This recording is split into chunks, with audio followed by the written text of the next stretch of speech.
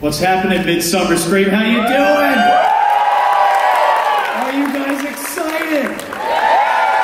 We'll see you at Halloween. Have a great time. Thank you so very much for being here. Thank you, Midsummer Scream. Again, hi, my name is John Karunas, and yes, I give tours. I'm a tour guide over at Warner Brothers Studio Tour Hollywood. And we are immensely proud and crazy excited to talk about everything that we have coming up. But before we start to break down what we've got, let's introduce the rest of the team. Please give it up for our marketing director, Gary Soloff. Keep that going for our executive director, Danny Kahn. We've also got our creative director and overall horror attraction expert, Bonnie Hallman. And the producer of Horror Made Here, a Festival of Frights from Planet C, go to for Michael Caroni. Thank you, panel. Thank you so much for being here. Before we start to really break down this year's Horror Made Here, a Festival of Frights, we're going to look at not only what we've got in store, but kind of a brief look at the history of Warner Brothers scaring audiences for 85 years. And then let's talk about what's in store for this year. Let's check it out.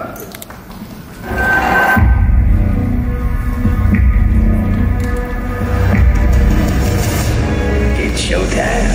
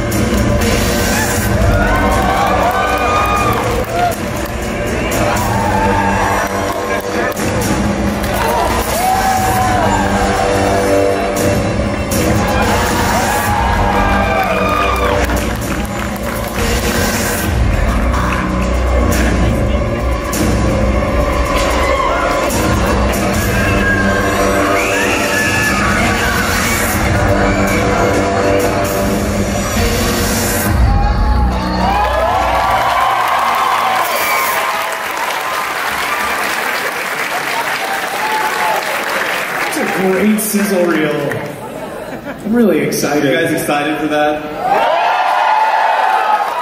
I feel like we're so spoiled in Los Angeles because we have all of the greatest Halloween events and we get to be here and talk about it. You guys are probably like us. You're all year long waiting for Halloween stuff, right? Ergo Midsummer Scream. It makes perfect sense. Now, Warner Brothers and New Line Cinema, we have a very, very long history of producing some of the most iconic films in the horror genre. That goes all the way back to 1932 with Dr. X, and of course, we have cult classics like The Exorcist, The Shining, Poltergeist. The list goes on and on and on. Let's talk about the evolution of the genre and where you see the genre going for our studio. Well, you know, the genre is great, and it's alive at Warner Brothers. Warner Brothers really owns horror when you think about it. I was just on Box Office Mojo last week getting ready for the event and saw that we have five of the most grossing top pictures out of the top 10 for horror. So the genre is great. And New Line Cinema, you know, the house that Freddie built, you know, is right smack dab in the middle of our lot and part of our company. So it really is exciting to see where the genre is going with everything that they're doing with The Nun coming up, It Chapter 2 next year. So, and the list goes on and on. And it's terrific to be able to have those IPs under our belt. Absolutely. I mean, you watch that clip and you see just hit after icon after icon. What in your opinion, and I want to open this up to everybody, what in your opinion makes for a lasting horror film? What makes a scary movie? I know for myself, and this goes back to when I was 13, which is only a few years ago, watching The Exorcist, and I had nightmares for 6 months after watching The Exorcist. And yesterday I saw Linda Blair, and when I saw her, I got chills, and it just brought back so much. So I think, something about a horror film that just has that authentic, there's a story behind it. For me, it's always about the possession, because those seem somewhat real. And, it just sticks with you. I mean, it stuck with me for 6 months. And even, when we watched it, we're planning this Exorcist Forbidden screening. Karoni and I were on texting back and forth. We were watching, oh my God, we have to do that. And it stuck with me. That's almost 20 years ago. So. I feel like it's got to be relatable. When I watch a movie, I have to feel like it could happen to me, and that's what always gets under my skin. Do you agree? Oh yeah, absolutely. My days in Catholic school made Exorcist even more terrifying and just infuriating and horrifying. I think it's finding the old but new. I know that's kind of a phrase that gets backed around here in Hollywood a lot, is the old but new. And the genre is an ever-growing, ever-evolving genre. And so we all go into these horror films knowing what we expect and what we want, and we need those boxes to be checked. But then we also need something we didn't expect. We also need the surprise. We need the old, but we need the new. And it's getting harder and harder to do because the audience is getting smarter and smarter and growing and evolving the film. But when a film can actually do that, like for me, actually, I rewatched Conjuring the other day, and it's terrifying. And it's wonderful, and that's one of our properties we're going to do. And it checks the old and the new. 100%. I have the same thing when you just have those lasting experiences. For me, when I watched it the first time in movie theaters, I didn't realize until halfway through the movie that I had my sweater up over half of my face. I realized, come on, man, you could do better than that. Don't let it scare you. And to talk about, we've come such a long way since the first horror made here, just a couple of years ago. Can we talk about the growth of this event, where it started and where we are now and what we're about to do? Yeah, so this is our third year doing Horror Made Here. Our first year was pretty simple. We had a screening of Conjuring 1 and Conjuring 2, and we did a night tour and showed people around the back lot. It was really started out, the idea was, let's do a Twilight tour and take people around the lot because it's so creepy being there, just the lights off. Yeah, and then Kevin Tsujihara, our CEO, gave us a challenge. He said, we really need to go bigger. We own these great IPs. Let's do something bigger on the lot. And so last year we did Horror Made Here Festival of Frights with The Conjuring, with the Neibold House that we repurposed from Hollywood Boulevard, and Nightmare on Elm Street. Yeah, it was really terrific. It surprised, I think, everybody, including ourselves. We had a smaller audience, so we took advantage of that, and we were able to really tell stories throughout these mazes. We didn't want to have a conga line with jump scares along the way. We really wanted to be faithful to the director's visions from these films that we were, bringing to life and letting our fans walk through. And I think that we hit it out of the park. People came for the It Maze, which was great, and it was a little bit proven from our marketing efforts to promote the film. But they were talking about The Conjuring. I think it was all about the reveal that we did. Who came last year? Who's coming this year? I think I just did. Who wants to party on a back lot? This is our back lot. Looks like a party. But that's exactly what it's going to look like when you're there. But just to give you a sense, and I hope I can figure out the geometry from up here. So this is hallowed ground. The church you see there was in Lost Boys. The house straight ahead at the end of the block there, that was in Gremlins. That's Miss Deagle's house. You remember when Miss Deagle flies out of the window and lands on the street? That's the house she flew out of. Elvira, Mistress of the Dark, the house is no longer there, but it's hallowed ground. It was filmed here as well. Monster Squad. Yes. Right next to that church is where the vortex would be in the sky. Right there. Gremlins, Annabelle Creation, Annabelle right Creation there. also. But the list goes on and on. The lot really is, it's a shooting location, and as we're going into the jungle on the regular tour, people will stop and freak out that they're in front of Merlot's Bar and Grill. Well, let's show them what it's going to look like. Do it. Ooh! Party on the back lot. This is our vision of the party. As you can see on the right, We have Fantasia. I know for those of you who are in the Queen Mary, I think you were all about bars. We have Fantasia. Fantasia is our main bar. And you can see there we have the Arkham Asylum, we have the Nebold House, we have a Devil's Drop Tower in the center, so you'll get to drive 100 feet up in the air and have a panoramic view of the studio. That's our church where The Exorcist will take place, and then you can see Seymour's arms are hanging out there to the left of your screen. That's our little shop of horrors where we'll have exclusive Horror Made Here merchandise. Amazing. Sign me up for a true blood with a vodka bag. Yeah. And what's so, and this is I think the point that not only I want to stress, but I think that we want to stress, is that it's in the space. Yeah. It's hallowed ground, it really is. You're doing it there, and I think that that's very reminiscent, and it goes hand in hand with the tour and with who we are, that it's about doing it there where it happened with the real stuff, you know, the real costumes, the real props, as real as it can get. And that's what I think makes this so special. What else do you think sets this apart from other things in Southern California? Well, I think you just touched on one of the biggest elements, John, was, you know, as you're going through some of these mazes, you know, we're using the set pieces, the set walls from it in the Nightbell House to recreate the maze. Same thing with Conjuring, you know, a lot of the props and the set decoration elements were, you know, from the film also. Same with our Stage 48 script to screen. It's an interactive sound stage that you have a chance to go through as part of this event. And we're actually going to have, thank you for advancing the slides, a tribute to Tim Burton this year.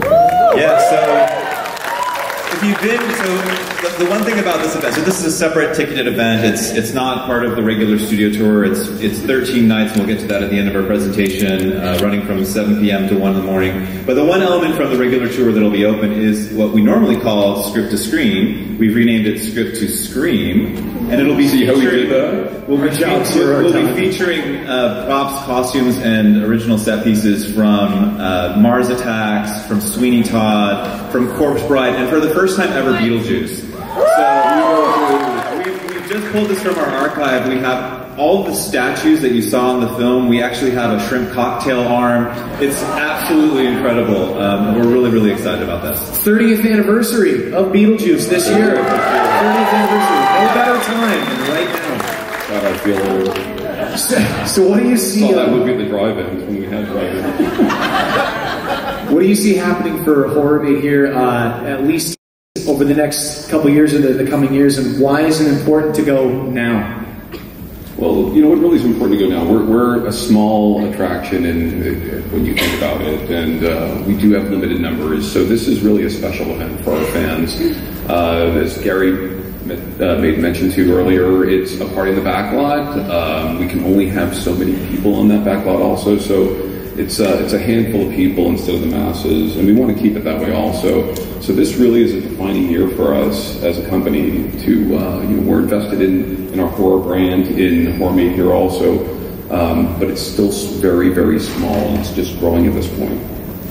That's, again, to go back to the whole special aspect of it. If you've ever taken the tour, done anything on the lot, it is about the experience, it's about the intimacy, it's about making it about you. Tailor-made scares just for you this time around. And also, I mean, you know, some of the haunts that we're doing this year are just fantastic. We're going to start talking about some of the mazes, and we already made mention of a few, but these are mazes you absolutely don't want to miss, featuring some of the most beloved and horrifying characters that we can think of. Okay, let's get into it.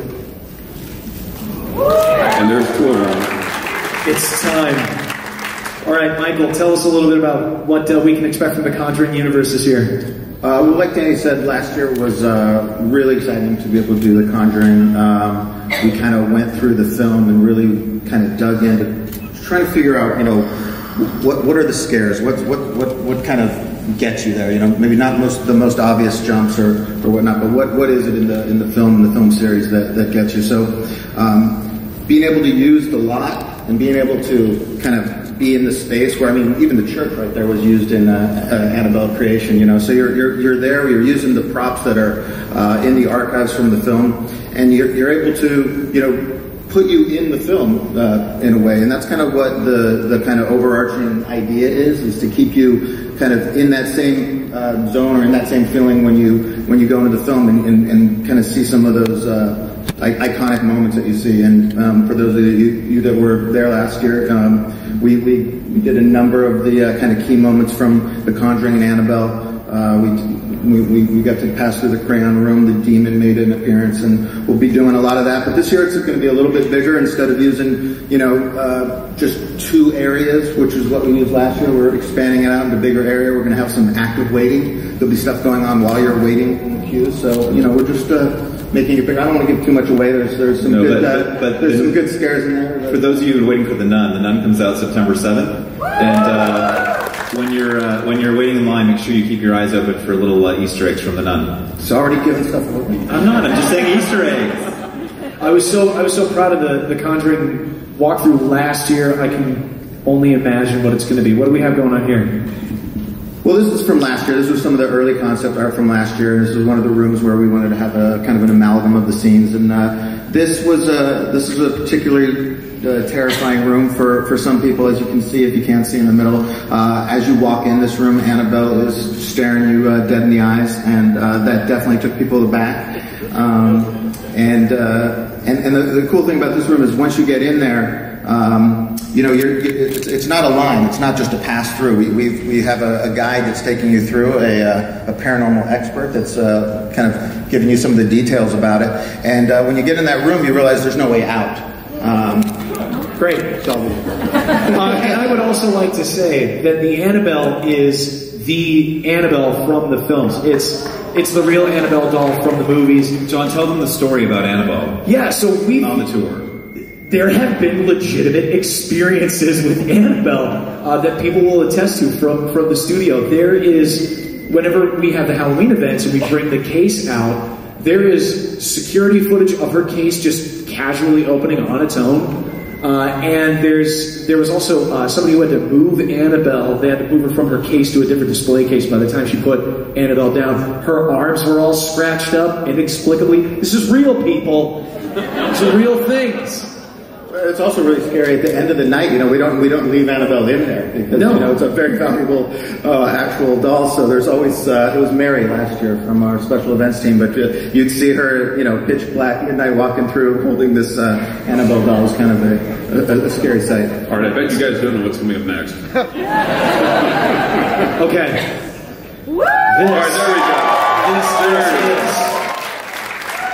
I know that I speak for myself, and I probably speak for a lot of people here. I can't wait for this because I think it's amazing, and I think it's perfect to finally see horror reach out into the DC brand. The fact that those can connect down. The DC gaming brand. For me, this is like a dream come true. As a horror fan, I got horror tattoos, but anybody that knows me knows I'm an avid gamer too. So this is like the marriage of both worlds for me. I think it's so exciting, the fact that you can go to a horror event and Arkham Asylum is there.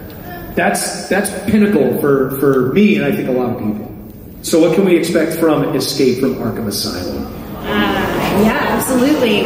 So, because we are basing this on the DC game, we're really going on an atmospheric adventure. It's all about the atmosphere. It's that twisted, deep, winding adventure that you go on when you kind of delve into that storyline for the game.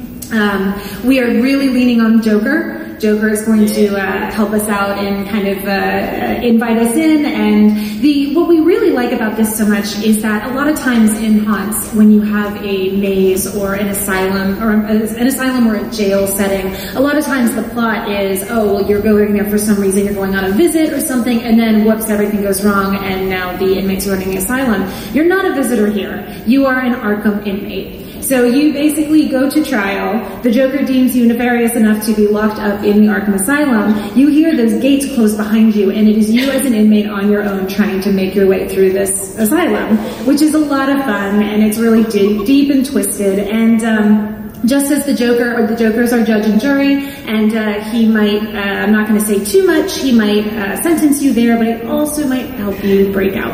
So we'll leave it at that, and we're relating to that Joker, but we see a lot of other favorite characters along the way as well. I want to hug you because I'm so excited. It's going to be so much fun. Another cool thing about it is, and Danny spoke about it, the smaller numbers that we're trying to keep this to, and being able to have a little bit more intimate experience. You'll have a little bit more time to explore through there. We've got some things that you kind of can't do in traditional mazes, and things that'll switch up and kind of different versions of the maze kind of multiple times as you pass through. Yeah, that's absolutely. Yeah. Oh, sorry. One thing that Karoni and Bonnie, you told us the other day when we were talking, this is really theater in the round. Why don't you talk about that a little bit? Exactly what I was about to say. Yeah, we keep kind of throwing that around a lot, and it is a gift. So there's so many attractions around Halloween, in Los Angeles, and all of them are wonderful in each their own way. And this one, like we keep saying, it's going to be small, it's going to be intimate, and because of that, it allows us to do what we are kind of calling theater in the round. Our actors can move around a little bit. We're not going to have conga lines that are going through mazes. Our actors can move around a little bit. They can scare you in different locations. They can move throughout the maze. It's a different, intimate Halloween experience.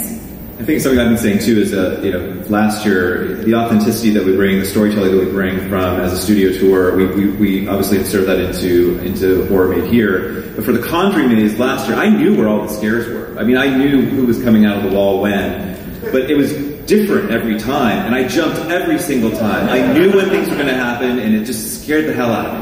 Yeah, it's actually interesting. I was with Dark Harbor for many, many years, and still love them and represent, and we'll be there. I cannot wait to see it.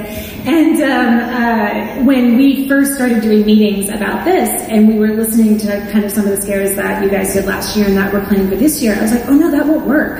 And it's like, yes, it will work because it's so intimate and small. You're really getting a show, and it's going to be a lot of fun. I love the use of the word experience, and that it really is that. As a studio, as a tour, it's always been about the story and it's about the connection. And I think that it's all signs point to yes so far.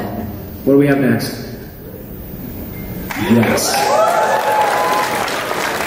The greatest mashup title that I could possibly see. Okay, so Danny, we're known for the studio tour. But I want to talk about Horror Made Here, Studio Tour, and what's in store for guests who go to Nightmare on Camp Crystal Lake. So we do have this night tour as part of our offering, and the night tour takes you all throughout the Warner Brothers backlot. And one of the stops there, and I was mentioning before, what we have the stuff from our lots, is actually our jungle, complete with a lake and a lake house, and a couple of structures that could easily resemble camp counselors' offices, maybe. It's one of the highlights of our night tour. Guests are going to be able to come through, take a stroll through Camp Crystal Lake at the midway point of our studio tour and see our jungle like they've never been able to see it before. Sleeping bags not required. It's the perfect setting, though. If you've ever seen the jungle set at WB, it was born to play Camp Crystal Lake at some point. This is, again, the whole theater in the round, being a camper. This is, if you don't know where to find me during Horror Made Here, I'm going to be at Camp Crystal Lake. That's what I'm going to be. Are there any other things that we should be keeping an eye out for with this attraction? I think that, Corey, do you want to talk a little bit about Camp Crystal Lake? I don't want to give anything away, but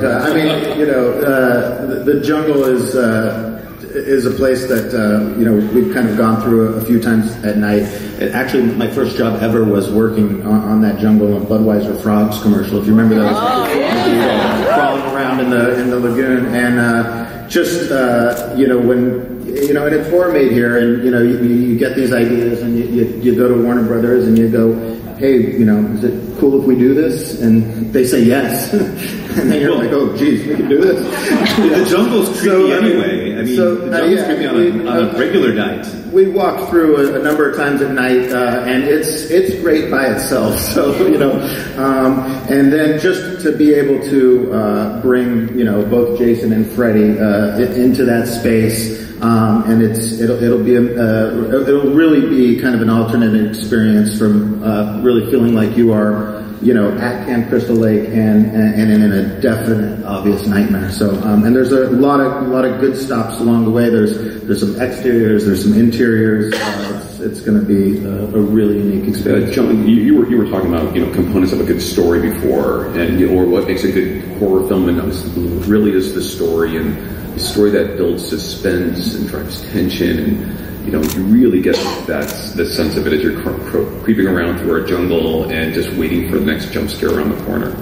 You could literally just drive through at night with nothing, and it would be scary. I've done it. We'll talk about that later. All right. Security, we'll stop. All right, let's talk about what's next. It is back. Okay, what are the differences between what we experienced last year and what's coming up?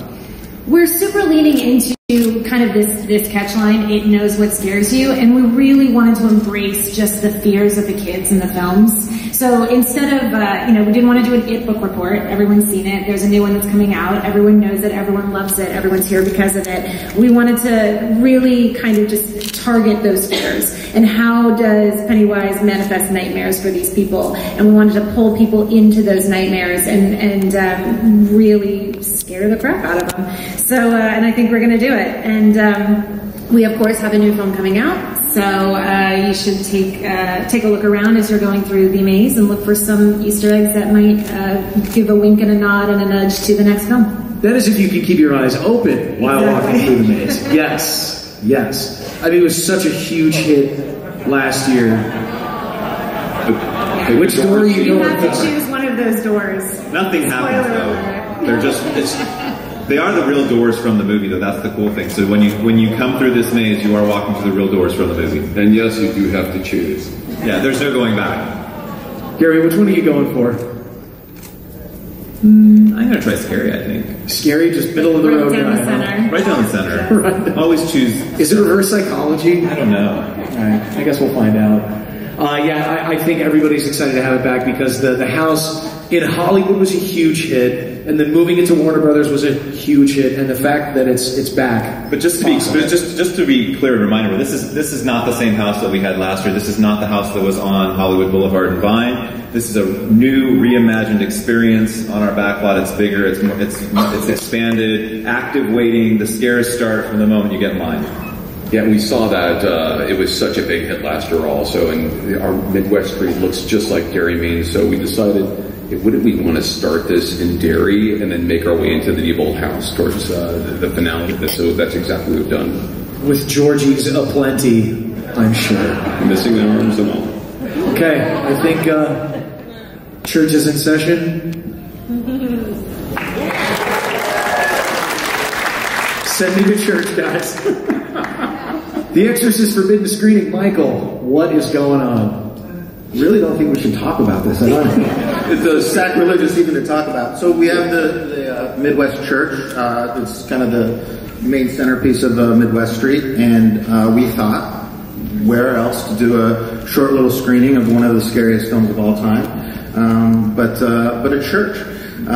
So I'm not gonna say too much about this, but guests who are willing to risk eternal damnation will be able to queue up, come sit in some pews, and watch some of the scariest moments of the scariest film of all time, and hope that nothing goes wrong. All we'll say, it's a 4D experience. It's a demonic 4D experience. 4D. You're going to feel awful for it. All senses. Bonnie and I are good. We went to Catholic school as kids, so we're all right. I love that my Catholic school relates to me putting on this. Right. My dad saw this movie on a date, and he told me that he walked the lady home, and then he said, once I dropped her off, I sprinted home to my house. Yeah, I think everyone here probably has an Exorcist story. I mean, at one point or the other. I remember running out of my TV room that I would sneak into to watch TV late at night, and the commercial came on, and I don't think I've been back in that room since. I wasn't allowed to watch the movie, so of course I was home alone the day before Halloween when I was 12 and watched the movie, and I've never regretted it. Scared me ever since. So, Gary, what can we have that's new? What can we talk about that's new in terms of packages for this year? Well, there's a couple things too. So, just in addition to what we talked about up front on the the party on the back lot, we have a Lost Boys Retro Arcade. So you'll be able to take a step back into the 80s and have some fun. We have our center stage. We've had a seance. We've called Betty Davis. We've called to her. And I think she's coming, and she may bring Joan. So keep an eye out on center stage. They may make an appearance. We've got tons of food. Something new this year. So I talked about Tim Burton's Sweeney Todd exhibit. We're also going to have Mrs. Lovett's Pie Shop. $1 ticket. You get front-of-the-line access to each of our mazes and the drop tower. 2 free beverages. An IT photo op experience. It'll be you imposed on a missing person's picture to take home, as well as priority parking if you decide to drive. So all of our tickets go on sale August 1st. Festival of Frights is 13 nights, 5th to the 6th, 12th to the 14th, 18th to the 21st, and 25th to the 28th. As I mentioned, tickets go on sale. However, sign up for our updates by midnight tonight. You'll get a special email where we're going to mail you a special $10 off offer, pre-sale only, before everything else goes on sale. It'll be limited inventory. We have only a small percentage of our tickets for sale. We'll send that out on Monday morning. So go to our website, horrormadehere.com. Make sure you sign up for the newsletter, and we will email you a special promotion code Monday morning. I think we're going to be opening up to some questions now. If there's anybody with any questions regarding this year's horror... Wait, actually, before we do the questions, we are also still casting. So if you guys are interested, if anyone wants to come in and audition, just contact hmhcasting@myco2.com. We're going to have a casting call August 11th and 12th. And just this information is also available at the booth. So if you want to go down and grab it at the flyer at the booth, it'll give you all the that you need to know. Does anyone have any questions for us? Right here, Decade Hat. Will you have a Joker walk around character? Will we have a Joker walk around character? We have Joker actors in the maze, so you will be able to encounter Joker. A number of them. Yes, right behind. So I'm a huge diehard fan of The Shining, and I'm just curious if you guys would ever consider doing a Shining maze. I love that film, and that's actually some of the plans that we have been talking about as to how to leverage The Shining a little bit more. So stay tuned, my friend. Right here in the front row. The Exorcist, are you going to show the entire movie or just selected scenes? It's just the best scenes. It's about an 8-minute experience, right? About 8-minute experience, but just the best. It's not the whole movie. Yeah. We got one in the aisle right over here. There you go. Is there going to be a Pennywise walk-around character? There will be plenty of Pennywise characters that'll be hanging out there. Again, we're really leaning into the fears that he kind of manifests, and so we can't do that without him. Don't you worry. I want to go to the far side of the front section here. We know other studios have used your IPs. Are you going to be more restrictive with what you guys have? I'm sorry, the question is... yeah, I really do think that, Warner Brothers is, we do have the best horror IPs, and that is our plan, is to leverage them and use them for horror made here. Right here in the front. Hi. Is there going to be a Batman? I'll do it. Yeah. It's really John. Now we do. We are not going to be utilizing Batman per se in the maze, but we have hints and nods to his presence and to his presence in the DC universe. Awesome. On the aisle, on the end. Sorry, I was a little confused. Are you guys giving a night tour as well, or is it just you go to that area and walk over there? So it's actually it's a combination. You have to get on the night tour, and we drop you off at Camp Crystal Lake, and you're on your own. And then you continue your night tour through some of our amazing historical sites where Vincent Price's House of Wax was filmed, whatever happened to Baby Jane, and see parts of the lot. But that is if you make it through Camp Crystal Lake. Only if you survive Camp Crystal Lake. then you get the tour as a prize. And Yes, so sir, over here. just to clarify also, it's an abbreviated version of our standard tour, so the standard tour runs a bit longer. This question is for each of you. Is there a specific Warner Brothers IP that each of you is dying to do something for? Yes. That's a great question. The Shining for me, but... The Shining for me, too. I want to go a little bit deeper in The Exorcist. I think we're just scratching the surface this year, and it's terrific. I want to keep on looking at that and seeing how far we can get down the rabbit hole. I want to go classic and see something bigger with House of Wax. I think that could be really fun. I want to go deep into A Nightmare with Freddy. That's what I want. Right here.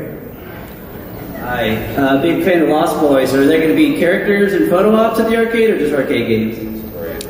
You know, this year it's just arcade games, but Lost Boys is terrific. Also, I think somebody mentioned on the panel that Lost Boys was actually filmed by the studio on that street. So for Lost Boys fans, you're going to definitely recognize the surroundings. But yeah, it's an arcade that you can go in there and be with me because I'm going to be playing video games all night, I'm sure. So I mean, I think you can see from our reel, there's so many. Our problem is that we've got so many good properties that we love to tap into. Lost Boys is for sure one. We mentioned Shining. There's a lot of older films that would be great to be able to explore and let people kind of step into. So I think there's a long runway here. Horror made here for the future. Right here in the middle. Incorporating Gremlins? Will we be incorporating Gremlins? You'll see a little bit of Gremlins around. There's no major attraction, but there'll definitely be some hints of Gremlins. We had that last year too. Yeah. Hints of Gremlins. It's terrifying. It'd be cool to do a Gremlins type of maze. Yeah. Right there on the aisle.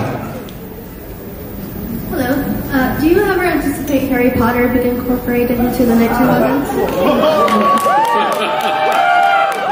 How do we answer this? You gotta be careful. You gotta be careful on that one. You gotta be careful. Actually, it is funny that you say that because there have been talks with the folks that over global brand management to incorporate in the future to this event. So, to what extent we'll have to see, but we would absolutely love to be able to do that.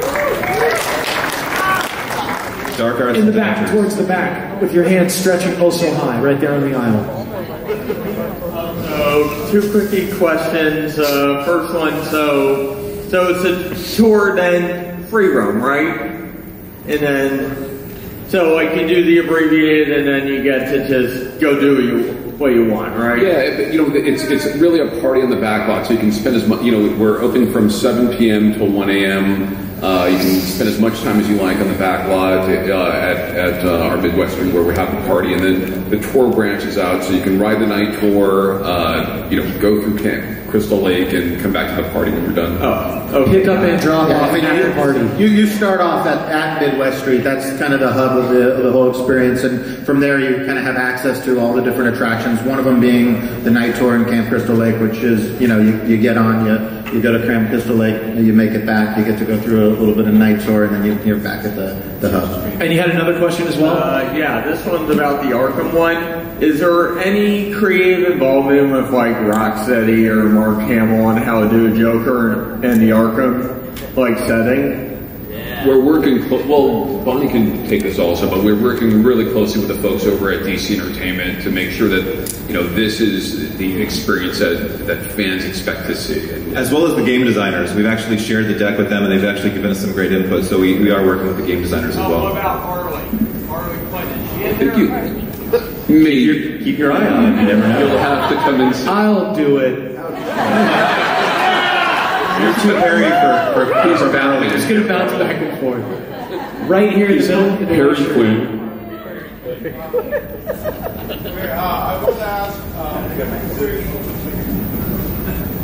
I wanted to ask, considering this is a festival of frights, in the Arkham Maze, will Scarecrow or Sphere Toxin be there?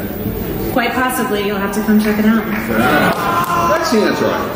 We don't want to spoil it for everyone, but it is filled with super villains. It's filled with super villains. Right you here won't be disappointed.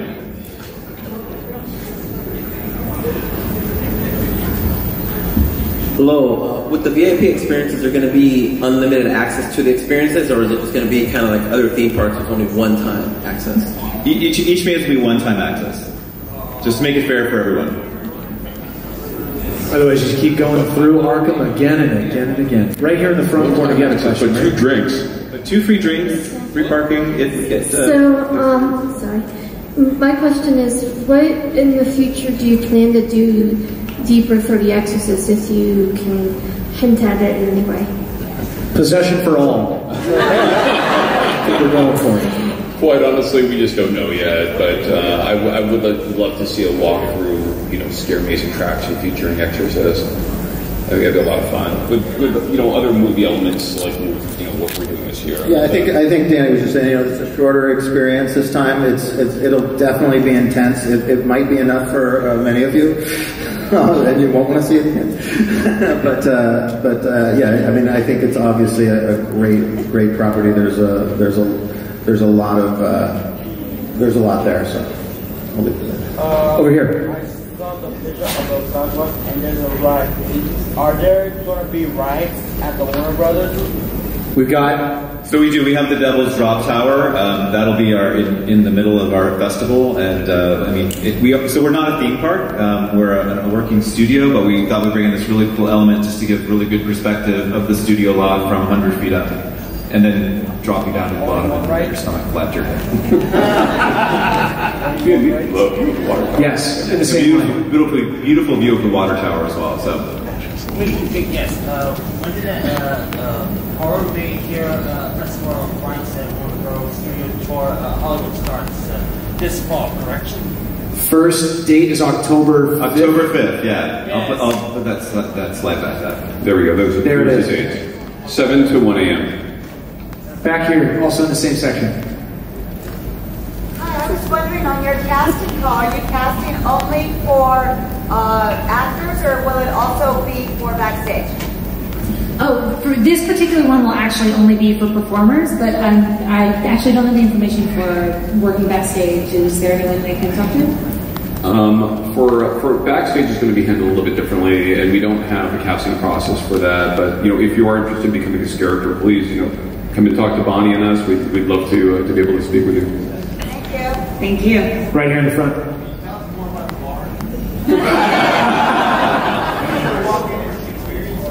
Fantasia. Yeah, I mean it's a walk-in themed experience. You'll recognize the place. It's not going to be a place that we want you necessarily staying in and lounging too long. There's a lot of stuff to do, so it'll be the kind of the hub where you can get your beverages and get a little taste of True Blood. Just a little one. Yeah, right here. So, how long will each maze be roughly? I mean, it depends. We have some that are a little bit longer than others. Our Conjuring has grown. It has grown. So it's a little bit of a hard question to answer, but you've got a wide variety of experiences that you should be looking forward to. And it will vary a little for each group. Groups are going in smaller groups. They'll have a little bit of time to explore and move through the mazes. I'd say probably the longest one might be out at Camp Crystal Lake, just because there's a lot of territory to cover. And you're on foot. And there's danger. Somebody's trying to kill you. Psychopathic It's a killers. whole thing. Right here in the front. Any chance of a Beetlejuice maze coming in the future? We've talked about that in our planning sessions earlier this year, like in January, February. We're like, what can we do with Beetlejuice? I sort of imagined an intimate dinner, an intimate family dinner, and the whole thing comes to life. But not for this year. But definitely that would be something that'd be really cool. Now I just want to start singing. But this really is an event that we plan to grow and develop and evolve in the future. So, at this point, really anything's possible for us. We're still at the infancy of this whole offering. Right here. Will there be a nun character walking around in the maze? You have to come check it out. But I would say we think it would be a massive missed opportunity if we did not include that, but I can neither confirm nor deny. Yes, ma'am, right here. What inspired you guys to want to start It really was, we saw that there was just such incredible potential from the market, and that the fans wanted it, and we answered that. And when you look at just like the scissor roll that we played earlier, some of our IP, it just makes all the sense in the world to do. So that's really what compelled us to do this. Yeah, with such a vast library of horror films, we felt it was a missed opportunity. Like I mentioned earlier, the tour is all about authenticity and storytelling. We thought that this would be a great platform for us to actually do that. And to have the support from the filmmakers also, everybody from New Line visited us last year, and it was thrilling to see some of their top directors and producers and the president of New Line Cinema herself go through the mazes and just have so much fun. So the company is supporting us, and it feels so good to have that type of support. James Wan came through our Conjuring maze, and he was blown away. I mean, he was. What did he say? I told him, I said, okay, if we can scare you, then I'm going to drop the mic and get out of here, which I think I'm going to do in a second anyway. And he and Dave Neustadter and Walt Hamada and the whole, the group that he was with ran out of the last scene from Conjuring terrified, and it was the best day of my life. I would almost say that when it comes to this event, it was about time. It was, I think, long overdue. Yes, young man. Will we see the leper and the painting lady at all during the event? Oh, that's a great question. Bonnie, give him great something. question. All right. Go for it. Yes. Love it. If you're paying attention, right? Yes, here in the middle.